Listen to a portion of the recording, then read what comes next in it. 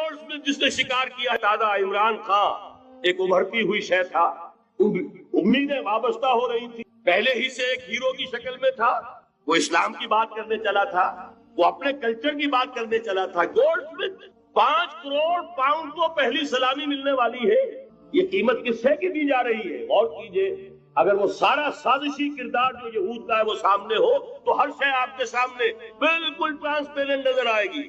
آپ دیکھ سکتے ہیں کہ اصل میں ہو کیا رہا ہے، جس کا شکار ابھی آپ کا عمران خان بھی ہو گیا ہے۔ کل جمعے میں مجھے اس کے بارے میں گفتگو کرنی ہے۔ وہ آرڈر آف دی الومناٹی 1776 میں قائم کیا گیا تھا، یہودیوں کی سازش، وہ آج تک چل رہی ہے۔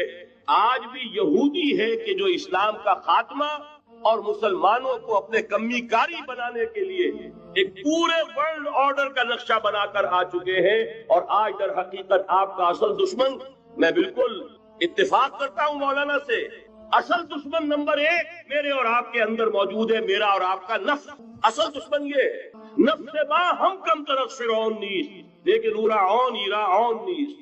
اور دوسرا خارجی دشمن سب سے بڑا یہودی، لیکن یہ کہ اس وقت کے اور اس وقت کے حالات میں ایک بڑا فرق واقع تھے۔ مجھے اقبال کے وہ شعر یاد آ رہے ہیں، دنیا کو ہے پھر مار کئے روح و بدن پیش، تہذیب نے پھر اپنے درندوں کو ابھارا، اللہ کو پامر دیے مومن پہ بھروسہ، ابلیس کو یورپ کی مشینوں کا سہارا۔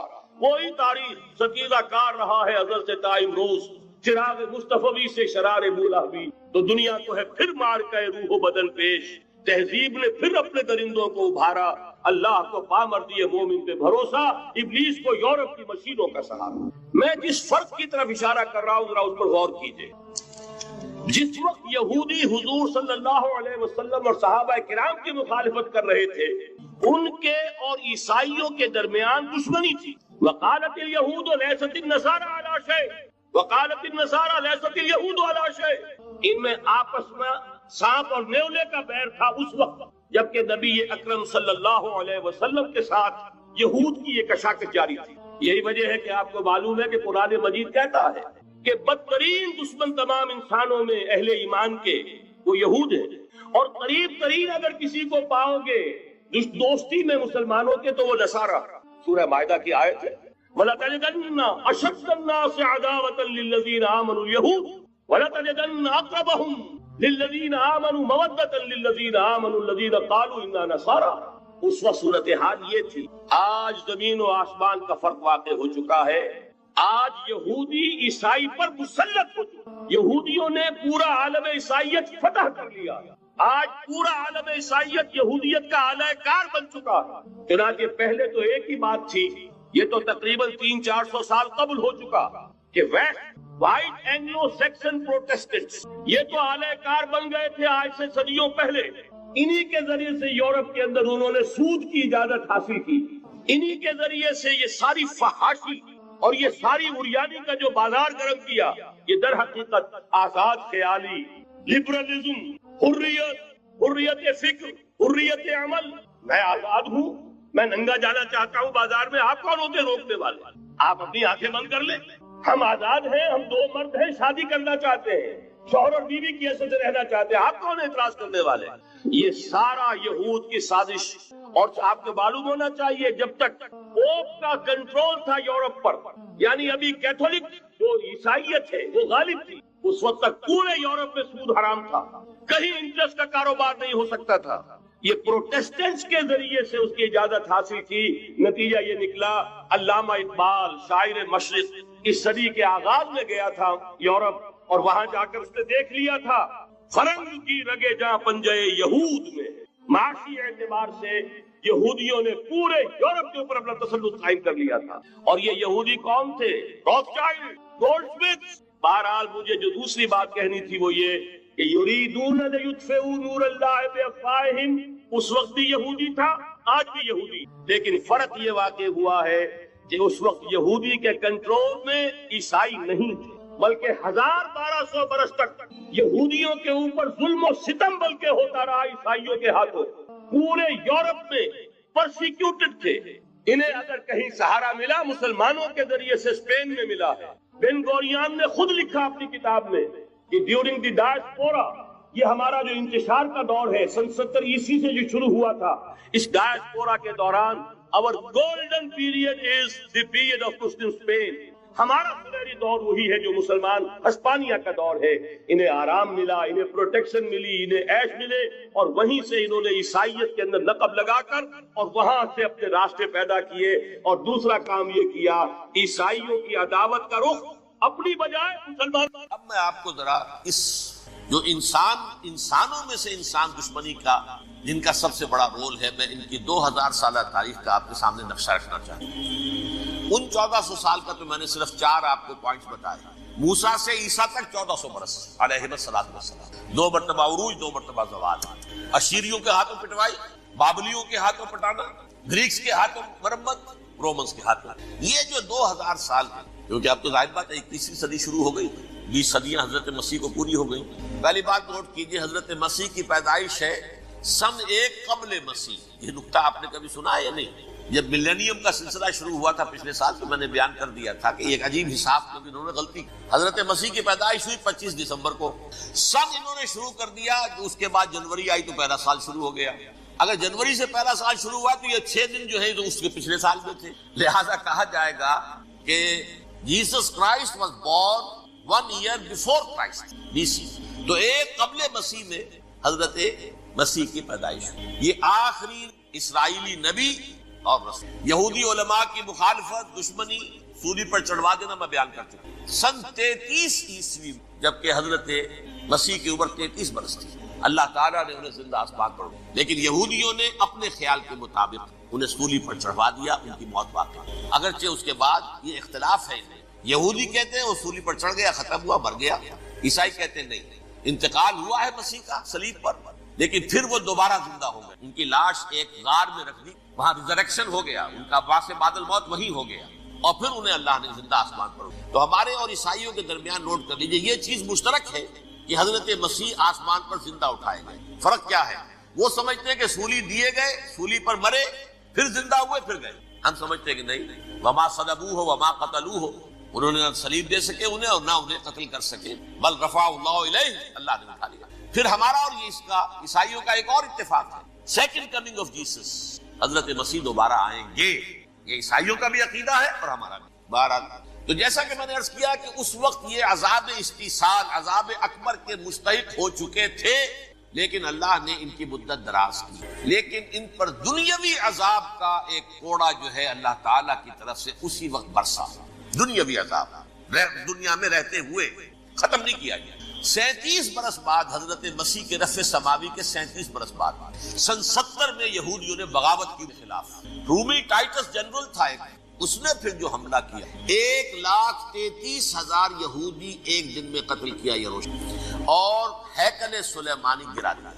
وہ ہیکل پہلے بھی گرا تھا, پہلے 1400 سال کے دوران میں بھی نبوکدنضر نے گرایا تھا, لیکن پھر اس کے 150 سال بعد انہوں نے دوبارہ بنا لیا تھا, اس لیے وہ اسے سیکنڈ ٹیمپل کہتے ہیں. پہلا ٹیمپل جو حضرت سلیمان نے بنایا تھا, نبوکدنضر نے گرا دیا 587 قبل مسیح میں, پھر دوبارہ انہوں نے 150 سال کے بعد بنا لیا.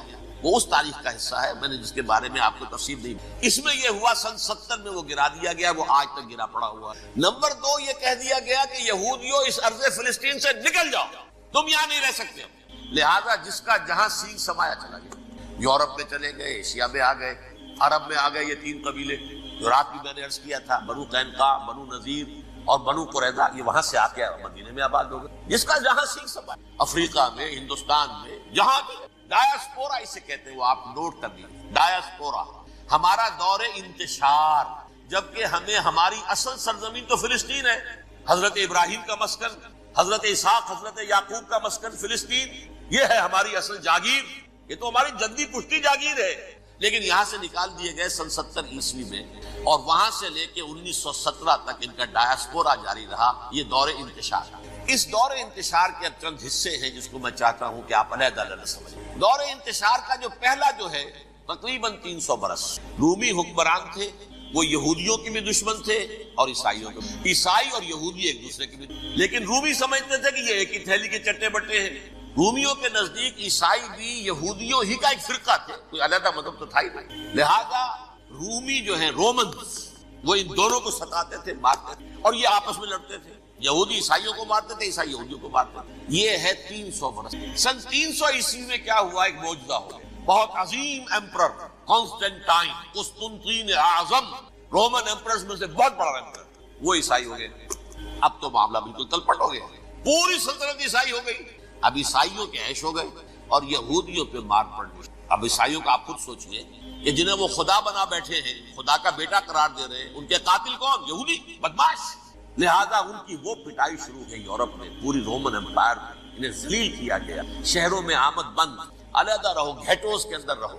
یہودی کا نام جو ہے وہ گالی بن گیا، جیسے آج بھی یہودی گالی کہتے ہیں، جیسے خنزیر کا لفظ آقا، وہ بھی اللہ کی مخلوق ہے، لیکن آپ کو معلوم ہے کوئی شخص زبان پر نام نہیں لانا چاہتا خنزیر کا، سور کا، ہے تو مخلوق، وہ بھی ایک حیوان ہے۔ ایسے ہی یہ یہودی گالی، جیو گالی۔ لہذا ایک طرف تو ان دونوں کے درمیان دشمنی، جس کو قرآن کہتا ہے وَأَغْرَيْنَا بَيْنَهُمُ الْعَدَاوَةَ وَالْبَغْضَاءَ، ہم نے ان کے مابین دشمنی جو ہے پیدا کر دی۔ اور جب یہ پوری سلطنت عیسائی ہو گئی تو قافیہ تنگ ہو گیا یہودیوں کا۔ اب آئیے 571 عیسوی، یعنی جبکہ ڈائسپورا کو کتنا عرصہ ہو چکا تھا؟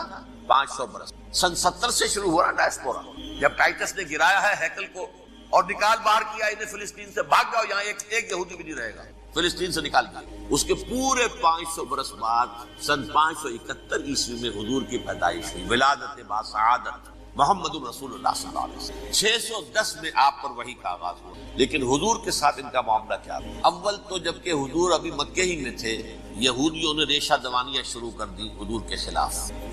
قریش مکہ کو سکھاتے تھے، پڑھاتے تھے، ان سے یہ پوچھو، ان سے یہ پوچھو، انہیں اس طرح تنگ کرو، ان سے یہ امتحان لو۔ یہ آپ کے علم میں سورہ بنی اسرائیل میں، سورہ کہف میں وہ سوالات، جو امتحانی سوالات آئے تھے، ذوالقرنین کون تھا، اصحاب کہف کون تھے، تم رسول بنے پھرتے ہو تو بتاؤ، اور یہ روح کی حقیقت کیا بتاؤ۔ یہ ساری ریشہ دوانیاں کر رہے تھے بیٹھے ہوئے، ابھی وہیں پر حضور ابھی پہنچے بھی نہیں۔ ہجرت فرما کر حضور تشریف لے آئے تو حضور نے جسے ماسٹر سٹروک کہا جائے گا، یعنی اسٹیٹس مین شپ کا ماسٹر سٹروک، آپ نے مدینے میں آتے یہودیوں کے ساتھ پیکٹ کر لیا، جوائنٹ ڈیفنس پیکٹ آف مدینہ، کہ اگر مکے والے ہم پر حملہ کریں گے تو ہم مل جل کر ایک قوم کی حیثیت سے مقابلہ کریں گے۔ یہ میثاق مدینہ کہلاتا ہے، جس کے بہت غلط معنی پہنائے جا رہے ہیں آج کل۔ بہرحال میں موضوع میرا چونکہ یہ نہیں، میں ادھر نہیں جاؤں، لیکن ہوا کیا، ہر مرتبہ یہ خیانت، ان نے جو عہد کیے تھے ان سے پھرے، اندر ہی اندر سازش، ریشہ دوانی، حضور کی بدترین دشمنی۔ سورہ نساء کی آیت، یہ طالبان کون ہیں، کہاں سے آ گئے ہیں؟ کوئی 30 سال پہلے تو ان کا کوئی تذکرہ نہیں تھا۔ ہاں، افغانستان میں طالب علموں کو طالبان کہہ دیا جاتا تھا، اس پہلو سے تو وہ موجود تھے، لیکن طالبان ایک سیاسی یا عسکری قوت کی حیثیت سے کیسے منظر پر آئے؟ اس کے لیے ذرا سرسری سا آپ کو جائزہ لینا ہوگا افغانستان کی تاریخ کے پچھلے 30-35 سالوں۔ افغانستان میں آپ کو معلوم ہے کئی سو سال سے ایک بادشاہی نظام چل رہا تھا، اور اکثر و بیشتر بڑا اطمینان کے ساتھ چل رہا تھا، امن کے ساتھ چل رہا۔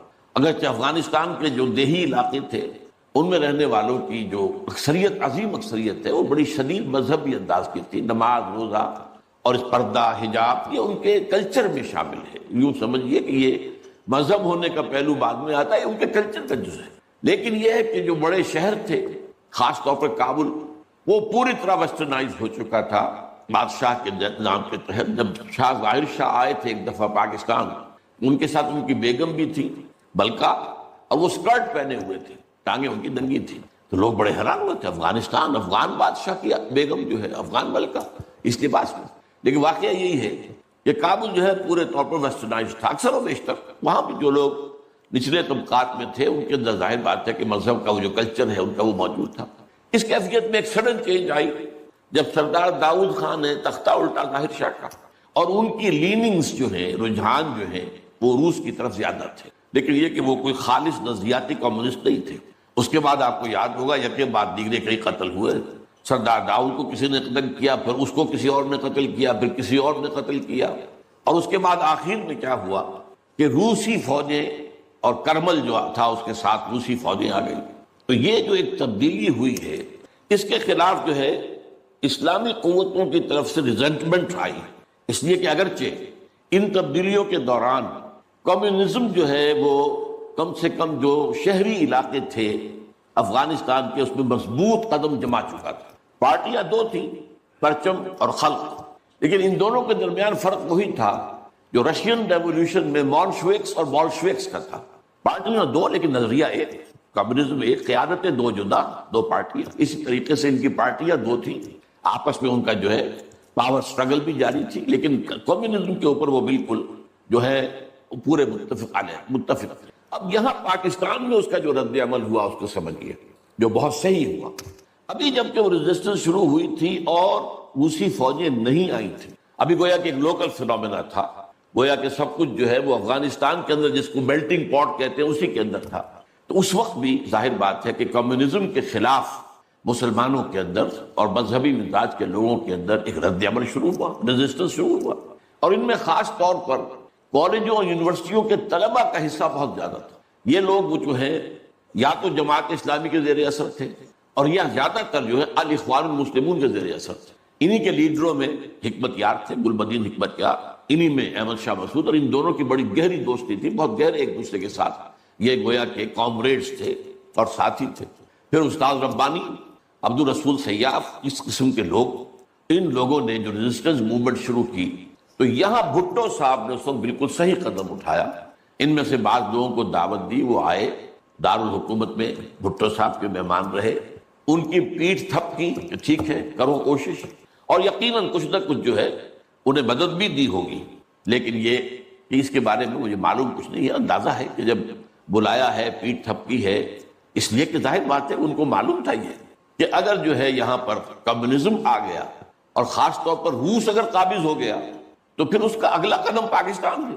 گویا کہ وہ جو صدیوں پرانا خواب ہے روسیوں کا، وہ زار کے زمانے کا خواب ہے کہ سائبیرین ریچ جو ہے وہ بہت ہی چاہتا تھا کہ کسی طریقے سے یہ افغانستان اور پاکستان کو رونگتے ہوئے اور وہ جو ہے بحیرہ عرب، عربین سی اور بحر ہند، انڈین اوشن کے گرم پانیوں تک پہنچ جائے. لہذا افغانستان میں قدم جم گئے تو ظاہر بات ہے کہ اس کے بعد اگلا ہدف جو ہے وہ پاکستان ہوگا. تو یہ صورتحال تھی کہ جس میں بھٹو صاحب نے جو قدم اٹھایا وہ بالکل صحیح تھا. بعد میں جب روسی فوجیں آ گئیں، اب ایک ریزسٹنس شروع ہوئی زبردست. ان میں سب سے پہلی ریزسٹنس جو ہے وہ در حقیقت جو جہاد شروع ہوا ہے وہ جہاد فی سبیل الحریت تھا. اس کی بنیاد مذہبی نہیں تھی بلکہ آزادی. اس لیے کہ افغان قوم جو ہے وہ غلام رہنے کی عادی نہیں ہے، اس کے لیے ذہناً تیار نہیں، جذباتی طور پر تیار نہیں. یہ پوری تاریخ کی حقیقت ہے. چنانچہ اسی زمانے میں جب روس کے خلاف جنگ جاری تھی اور جہاد ہو رہا تھا افغانستان میں، تو مارگریٹ تھیچر ایک دفعہ آئی تھی پاکستان کے دورے پر، اور وہ طورخم پر جا کر انہوں نے خطاب کیا تھا کچھ لوگوں سے، جس میں بڑے تاریخی جملے مجھے آج تک یاد ہیں. We learned our lesson and the Russians will also soon learn their lesson. Afghanistan کے بارے میں ہم نے سبق سیکھ لیا تھا. ہم نے بار بار فوج کشی کی اور فتح کیا لیکن اپنا قبضہ برقرار نہیں رکھ سکے. اسی طریقے سے بالفرض اگر روس نے قبضہ کر بھی لیا تو وہ یہاں رہ نہیں سکے گا. یہ سبق جو ہے ہم نے تو سیکھ لیا ہے، روسی بھی سیکھ لیا. بہرحال اس وقت جو صورتحال پیدا ہوئی اس میں ایک فیکٹر جو نیا آیا اس کو ذہن میں رکھیے. اس وقت پورے عالم اسلام میں احیاء اسلام اور نفاذ شریعت کا ایک جذبہ پروان چڑھ رہا تھا. یہ جذبہ شروع ہوا ہے کب؟ جب کہ کولونیل رول کا بستر طے ہونا شروع ہوا. یہ یورپین جو پاورز تھی انہوں نے اپنا بستر رول کرنا شروع کیا. تو جیسے جیسے مسلمان ممالک آزاد ہوئے ان کو یاد آیا، جیسے آدمی کو نیند سے اٹھے تو یاد آیا کہ میں نے کوئی خواب دیکھا تھا، یاد آیا کہ ہمارا بھی تو ایک نظام ہوتا تھا نا. یا انگریزوں کے آنے سے پہلے، یا ولندیزیوں کے آنے سے پہلے، یا فرانسیسیوں کے آنے سے پہلے، یا اطالویوں کے آنے سے پہلے، یا اسپینیئرز کے آنے سے پہلے، یہ آخر ہمارا ایک نظام تھا. تو اب ہم اس نظام کو دوبارہ قائم کریں. یہ ایک جذبہ تھا، اگرچہ مبہم تھا، واضح نہیں تھا. اور یہ کہ آج کے دور میں اسلامی نظام کیا ہوگا، کیسے ہوگا، اس کے کوئی واضح تصورات نہیں تھے، لیکن جذبہ موجود تھا. اسی کو علامہ اقبال نے جو ہے ابلیس کی زبان سے کہلوایا ہے، وہ ابلیس کی مجلس شورا میں، کہ ہے اگر کوئی خطر مجھ کو تو اس امت سے ہے، نہ مجھے جمہوریت سے کوئی اندیشہ ہے. ہم نے خود شاہی کو پہنایا جمہوری لباس، یہ تو ہم نے خود ہی اس کو ایک لباس اڑھا دیا ہے شاہی کو، اور اسے جمہوریت کا رنگ دے دیا ہے. وہ انڈیویجول ساورنٹی کی بجائے پاپولر ساورنٹی، کلیکٹیو ساورنٹی، وہ شرک جو کا تو ہے، کفر جو کا تو ہے. اور نہ مجھے اشتراکیت سے کوئی اندیشہ ہے. کب ڈرا سکتے ہیں مجھ کو اشتراکی کوچہ گرد؟ ہاں ہے اگر کوئی خطر مجھ کو تو اس امت سے ہے جس کی خاکستر میں ہے اب تک شرار آرزو. یہ جو جذبہ تھا اور یہ جو تڑپ تھی، یہ اگرچہ پورے عالم اسلام میں تھی لیکن کہیں بھی اس کی کوئی کامیابی کی صورت نظر نہیں آ رہی تھی. جذبہ موجود. اس وقت ایسا ہوا کہ جہاد افغانستان کو ایک تو اس جذبے نے سپورٹ کیا اور یہ جذبہ کھنچ کر آیا کہ شاید ہاں افغانستان کے اندر اب یہ کام عملاً ہو جائے گا. اس لیے پوری دنیا سے لوگ آئے، والنٹیئرز آئے، انہوں نے جانیں دی، انہوں نے وہاں پر محنتیں کی. اپنے کوئی انڈونیشیا سے چلا آ رہا ہے، کوئی برما سے چلا آ رہا ہے، کوئی فلسطین سے چلا آ رہا ہے، کوئی فلپائن سے چلا آ رہا ہے، کوئی تھائی لینڈ سے چلا آ رہا ہے، کوئی سعودی عرب سے چلا آ رہا ہے، کوئی مصر سے چلا آ رہا ہے، کوئی لیبیا سے چلا آ رہا ہے، کوئی چیچنیا سے چلا آ رہا ہے. یہ سارے لوگ آئے وہاں، اس لیے کہ جذبہ یہ کہا گیا کہ یہ جہاد فی سبیل اللہ ہے. میں واضح کر چکا ہوں کہ میرے نزدیک وہ جہاد فی سبیل اللہ نہیں تھا. جہاد فی سبیل اللہ کی جو شرائط ہیں وہ یہ ہے کہ پہلے دعوت اور اس میں اتمام حجت، پھر جو دعوت کو قبول کرے انہیں منظم کرنا، ڈسپلن آرگنائزیشن میں لانا، ایک امیر کے تابع ہو کر اس سے بیعت کر کے، اور پھر یہ کہ ان کی تربیت، ان کا تزکیہ یہ ہو کہ دل میں سوائے اللہ کی رضا کے کوئی اور جذبہ باقی نہ رہ جائے. یہ مال و دولت دنیا یہ نہیں، کچھ نہیں، نہ حکومت نہ سیادت، صرف اللہ کا، اللہ کی رضا. اور یہ کہ جذبہ اتنا ابھر آئے کہ تن من دھن حتیٰ کہ جان دینے کے لیے تیار ہو جائے. یہ ساری شرائط ہیں جہاد فی سبیل اللہ کی. ظاہر بات ہے کہ وہاں پر تو جو ایک دم حملہ ہو گیا اور روسی فوجی آ گئے تو نہ ان کاموں کا موقع تھا نہ اس کے لیے وقت تھا، وہ لوگ کھڑے ہو گئے. یہ جہاد فی سبیل حریت تھا، آزادی کا جہاد. اور مسلمان جب آزادی کا جہاد کرتا ہے تو وہ بھی جہاد فی سبیل اللہ ہی کی ایک قسم جائز جہاد ہے، اس میں جان دینا بھی شہادت ہے. اگرچہ وہ جو ایک مثبت جہاد فی سبیل اللہ وہ تو ہمیں سیرت صحابہ اور سیرت النبی صلی اللہ علیہ وسلم میں اس کا پورا نقشہ ملتا ہے. بہرحال ایک تو یہ کہ وہ کشش ان کو کھینچ کر لائی. دوسری طرف امریکہ نے وہ یہ چاہتا تھا کہ اسے نظر آ گیا کہ روس سے ایک تو جو بڑا پرانا اکاؤنٹ ہے، یعنی یہ کہ جو ویتنام میں روسیوں کے ہاتھوں شکست کھائی تھی امریکہ نے اور بھاگا تھا وہاں سے، تو گویا کہ اس کا بدلہ لینے کا یہ سنہرا وقت آ گیا ہے. اس سے بھرپور فائدہ اٹھایا جائے، اور یہ کہ اگر ہو سکے تو شاید اس حد تک بھی ان کے خیال میں ہو کہ یو ایس ایس آر کو ختم کر دیا جائے. میرے خیال میں ایسا نہیں تھا، وہ یہ نہیں سمجھتے تھے کہ یو ایس ایس آر ختم ہو جائے گا، لیکن یہ کہ بہت کمزور ہو جائے گا اور یہ کہ اس کی بلیڈنگ ہو جائے گی. اس کے لیے اس نے اس جہاد کا غلغلہ دوسروں سے بڑھ کر، مسلمانوں سے بڑھ کر جو ہے دنیا میں بلند کیا، اور ان جہادی لیڈروں کا کردار بنایا پوری دنیا میں، ان کی شخصیت کی امیجز بنائی ہیں. احمد شاہ مسعود کو دی لائن آف پنشیر، پوری دنیا کے اندر اس کے بارے میں جو ہے وہ دھاک بٹھائی گئی تاکہ یہ لوگ زیادہ سے زیادہ لوگ آ جائیں، والنٹیئر مل جائیں. ہمارا آدمی تو کوئی نہیں مرے گا، ہم تو پیسے دیں گے اور ہتھیار دیں گے، مریں گے یہ مسلمان مریں گے، چاہے وہ افغان ہیں چاہے باہر سے آنے والے ہیں. تو وہ جو غلغلہ جہاد کا تھا، اور اس میں گویا کہ ایک طرح سے امریکہ کے اس ایجنڈے کو نہ جانتے ہوئے نہ سمجھتے ہوئے گویا کہ لا علمی میں جو تقویت پہنچائی وہ ایسے لیڈروں نے جن میں بن لادن بھی ہیں، وہ جہاد کے لیے لوگوں کو کھینچ کر علم باری سے لے کر آئے. ان میں عبداللہ ابن عزام بھی تھے شہید رحمۃ اللہ علیہ، انہی میں عمر عبد الرحمن ہے جس وقت امریکہ کی جیل میں پڑے ہوئے. یہ سب لوگ کیا تھے؟ جہاد کے نام پر دنیا سے لوگوں کو لے کر آ رہے تھے، اور اس میں گویا کہ نہ جانتے ہوئے unknowingly وہ امریکہ کے آلہ کار بن گئے. بہرحال اس میں نتیجہ جو نکلا، مجاہدین جب مجاہدین کو فتح ہو گئی، ظاہر بات ہے اس میں دونوں فیکٹرز ان میں رکھیے، صرف مجاہدین کی سرفروشی اور جاں فشانی نہیں، امریکہ کے ہتھیار نے یقیناً اس میں ایک بڑا ڈیسائسو رول پلے کیا. خصوصاً تازہ ترین ہتھیار اسٹنگر میزائل جسے دنیا جانتی نہیں تھی وہ دے دیا. اور اصل میں جو روسی فوج جو ہے دل برداشتہ ہو کر بھاگی ہے، اس میں اسٹنگر میزائل کا بہت بڑا دخل تھا، کیونکہ ان کا سب سے بڑا ہتھیار تھا جو وہ گن شپ ہیلی کاپٹرز لے کر آتے تھے. اور وہ ظاہر بات ہے جہاں پہاڑوں کے اوپر بھی مورچے لگائے ہوئے تھے وہاں ظاہر بات ہے ٹینک تو نہیں پہنچ سکتے تھے، کوئی اور بمباری وہاں کرنا مشکل تھی، تو یہ گن سے بڑے جہازوں سے بہت نیچے آ کر بمباری بھی ممکن نہیں تھی. تو گن شپ ہیلی کاپٹر سے جو بمباری وہ کرتے تھے، فائرنگ کرتے تھے، وہ ان کا سب سے بڑا ہتھیار تھا، اور اس کو بالکل ختم کر کے رکھ دیا اسٹنگر میزائل. کہ میزائل آپ نے داغا ہے تو وہ یہ نہیں ہے کہ ہدف سے اگر نہ لگے ہدف پر تو ادھر ادھر ہو جائے گا، نہیں، جدھر وہ ہدف جائے گا اس کا پیچھا کرے گا، اس کے پیچھے پیچھے جائے گا، جدھر وہ مڑے گا ادھر وہ مڑ جائے گا. دور مال کفر ہے سودار، جیسے وہ کفر جو ہے جو رخ موڑ لے تم بھی رخ موڑ لو، اور وہ تباہ کر دیتا تھا گن شپ. تو یہ بہرحال جو بھی شکست ہوئی روس کو اور وہاں سے من چلا گیا، تو اس کے بعد امریکہ بھی فوری طور پر وہاں سے غائب ہو گیا.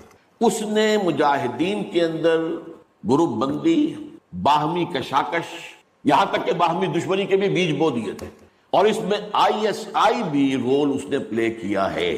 ISI یہ چاہتی تھی کہ یہاں کوئی ایک مضبوط ایسی حکومت نہ بن جائے کہ جس کو جو ہمارے پھر کنٹرول میں نہ رہے، لہذا ISI والوں کا جو بھی رول ہوگا نیتی سے پاکستان کے لیے۔ لیکن یہ مجھ سے ایک مجاہدین لیڈرز میں سے ایک صاحب نے خود کہا کہ ہمیں لڑوایا ISI نے۔ میں نہیں کہہ سکتا کتنی اس میں درستی ہے اور کتنی غلطی ہے، لیکن امریکہ نے یہ کیا کہ لڑا کر ان کو بجائے اس کے کہ کوئی حکومت وہاں قائم کرواتا اور آرام کے ساتھ وہاں سے رخصت ہوتا، اس حکومت کو مستحکم کر کے، جیسے کہ وہ اپنا سر توڑ زور لگا رہا ہے عراق کے اندر کہ یہاں کوئی حکومت جو ہے وہ قائم ہو جائے، مستحکم ہو جائے، پھر یہاں سے ہم رفتہ رفتہ نکلے، وہ فوراً بھاگے آپس میں، وہ جو ہے دشمنی کے بیج بو کر۔ نتیجہ کیا نکلا؟ وہ جہاد فی سبیل اللہ، فساد فی سبیل اللہ بدل گیا۔ وہ تباہی آئی ہے افغانستان پر جو پہلے نہیں آئی تھی، روسیوں کے ہاتھوں نہیں آئی تھی، خاص طور پر کابل میں۔ اصل تباہی و بربادی جو خانہ جنگی سے آئی ہے، اور اس کا ایک اور نتیجہ یہ نکلا کہ مختلف علاقوں میں وارڈ لارڈز نے اپنی چھوٹی چھوٹی حکومتیں، ریاستیں قائم کر دی۔ وارڈ لارڈز، ہتھیار ان کے پاس ہیں، اور وہ ہتھیار جو ہیں اس جنگ کے اندر امریکہ کے دیے ہوئے ان کے پاس بہت کافی جو ہے ابھی موجود تھے، ان کا اسلحہ خانہ تھا۔ تو اپنے علاقے معین، یا بنی اسرائیل اذکروا نعمتی التی انعمت علیکم واوفوا بعہدی اوف بعہدکم وایای فارہبون۔ بنی اسرائیل، چونکہ یہ لفظ پہلی مرتبہ قرآن مجید میں آ رہا ہے تو یہاں تھوڑی سی وضاحت کرنی ہوگی۔ ابن جو عربی میں بیٹے کے لیے آتا ہے ابن، اس میں جو شروع کا حمزہ ہے یہ در حقیقت اضافی ہے، اصل لفظ جو ہے بے نون پر مشتمل ہے، اسی لیے اس کی جمع سالم آتی ہے بنون۔ قرآن مجید میں المال والبنون زینت الحیات الدنیا، تو یہ جو اس کی جمع سالم ہے وہ در حقیقت بنون ہے، اور پھر اس کی حالت نسبی اور حالت جری بنین ہوگا، اور جب یہ مضاف بن جائے گا تو اس کا وہ نون گر جائے گا، تو اے بنی اسرائیل، اے اسرائیل کی اولاد۔ لفظی ترجمہ ہوگا اے اسرائیل کے بیٹوں، لیکن یہ کہ مراد اولاد ہے، اس میں برسبیل تغلیب اگرچہ خطاب مردوں سے ہو رہا ہے جیسے کہ قرآن مجید میں اکثر و بیشتر ہے، لیکن یہ کہ اس میں خواتین بھی شامل ہیں۔ تو یا بنی اسرائیل، اے اسرائیل کے بیٹوں، اسرائیل سے مراد کیا ہے؟ اس پر اتفاق ہے، اجماع ہے، حضرت یعقوب کا یہ لقب ہے۔ البتہ یہ لفظ بنا ہے اسم اور ایل دو سے مل کر۔ ایل کا لفظ جو ہے وہ عبرانی زبان میں الہ کے لیے ہے، الہ اور ایل ویسے بھی قریب قریب ہیں، اسی لیے تمام فرشتوں کے نام جبرائیل، میکائیل، اسرائیل، یہ تمام الفاظ کے ساتھ جو ایل آتا ہے یہ در حق اسماعیل بھی سما اور ایل، چونکہ حضرت ابراہیم علیہ السلام نے دعا کی تھی پروردگار بیٹا عطا فرما، اس اعتبار سے جب اللہ تعالیٰ نے بیٹا عطا فرمایا تو اسماعیل نام رکھا، یعنی اللہ نے سن لیا۔ جیسے ہمارے ہاں دیہات میں یہ خاص طور پر جانگلی علاقہ جو کہلاتا ہے، اللہ ڈوایا، اللہ سنیا، یعنی یہ اللہ نے جس کے بارے میں ہماری دعا سنی اور ہماری استدعا کو قبول فرمایا، تو یہ گویا کہ اسماعیل کے معنی یہ ہے۔ تو اسرائیل جو ہے اسر اور ایل سے مل کر بنا ہے۔ عبرانی اور عربی زبان کے بارے میں یہ اختلاف ہے، ایک رائے تو یہ ہے کہ ماں بیٹی کا رشتہ ہے، عربی زبان عبرانی سے نکلی ہوئی، لیکن زیادہ اکثر محققین کی رائے یہ ہے کہ یہ دونوں بہنیں ہیں، کوئی اور کامن زبان تھی، سیمیٹک لینگویج ابتدائی، جس سے کہ یہ دونوں زبانیں پھر وجود میں آئی ہیں، گویا کہ ان کے درمیان رشتہ جو ہے وہ بہنیں ہونے کا ہے، ماں اور بیٹی کا نہیں ہے، لیکن ظاہر بات ہے کہ مشابہت اور ان کے اندر جو ہے قرب جو ہے اور مناسبت وہ بہت نمایاں ہے۔ اسر کے دو ترجمے کیے ہیں، یہودی علماء تو اس پر بہت زیادہ جزم کے ساتھ قائم ہے کہ اسر سے مراد ہے بطن، یعنی رجل عظیم، جواں مرد، بہت باہمت انسان، اس لیے کہ ان کے ہاں یہ عقیدہ ہے اور بڑی تحریف جو ہوئی ہے تورات میں، اس میں ایسی ایسی باتیں بھی ہیں۔ حضرت یعقوب کی جو مدح کی گئی ہے اس میں اس حد تک مبالغہ ہے کہ حضرت یعقوب کی اللہ تعالیٰ کے ساتھ کشتی ہوئی اور اللہ کو پچھاڑ لیا حضرت یعقوب نے، تو معلوم یہ ہوا کہ یہ تو بڑے بہادر اور بہت جری انسان، اس اعتبار سے وہ بطل اور رجل کا ترجمہ کرتے ہیں اسر کا، لیکن یہ کہ صحیح ترجمہ جو ہے وہ اسر کا ہے بندہ، عبد، اس لیے کہ عربی کا لفظ جو بنا ہے اسیر، اسیری، کوئی کسی کا غلام ہے، اسیر، اسی سے لفظ اسرہ بنا ہے، اسرہ ہے کنبہ، کنبہ بھی آپس میں جڑا ہوا ہوتا ہے، ان کے بندھن ہوتے ہیں دوستی کے، محبت کے، اخوت کے، تو اسی طریقے سے یہ اسر کا لفظ آتا ہے کسی بندھن کے لیے۔ اسیر جو ہے پچھلے زمانے میں جبکہ جیلوں کا رواج نہیں تھا تو اگر کسی شخص کے ذمے کسی کی کوئی رقم ہوتی تھی دینی تو اس شخص کو اس کے حوالے کر دیتے تھے، وہ اس کا ذاتی قیدی ہوتا تھا، ذاتی اسیر، اس کی تحویل میں رہتا تھا، جب تک کہ اس کے اعزاء اقارب آ کر وہ رقم ادا نہ کر دیں وہ شخص اس کی تحویل میں رہتا تھا، وہ اس کا اسیر ہوتا تھا۔ اس اعتبار سے غلام کے معنی میں یہ لفظ جو ہے مستعمل ہے، تو اسرائیل کا ترجمہ ہوگا عبداللہ۔ اذان تو میں عرض کر رہا تھا کہ اسرائیل کا ترجمہ ہوا عبداللہ، گویا کہ اب تک ہم نے یا بنی اسرائیل کا ترجمہ کیا اے اللہ کے بندے کی اولاد، مراد ہے حضرت یعقوب علیہ السلام۔ حضرت یعقوب حضرت اسحاق کے بیٹے ہیں، حضرت اسحاق حضرت ابراہیم علیہ السلام کے دوسرے بیٹے ہیں۔ حضرت ابراہیم کو پہلا بیٹا اللہ نے عطا فرمایا اسماعیل، اسی لیے میں عرض کر چکا ہوں سما اور ایل سے مل کر بنا ہے۔ جو دعا کی تھی انہوں نے، اس دعا کا پہلا جواب جو ملا ہے اللہ تعالیٰ کی طرف سے، اس کی مقبولیت کا جو ظہور ہوا وہ حضرت اسماعیل کی شکل میں۔ پھر یہ کہ حضرت سارہ کو بھی اللہ تعالیٰ نے اولاد دی اور حضرت اسحاق پیدا ہوئے۔ اس وقت یہ جو بشارت دی گئی ہے قرآن مجید میں متعدد مقامات پر آگے چل کر آئے گا کہ حضرت سارہ کے ہاں بھی اولاد ہونے کی جو بشارت حضرت ابراہیم علیہ السلام کو فرشتے دینے آئے تھے، اسی میں یہ بھی تھا کہ نہ صرف یہ کہ تم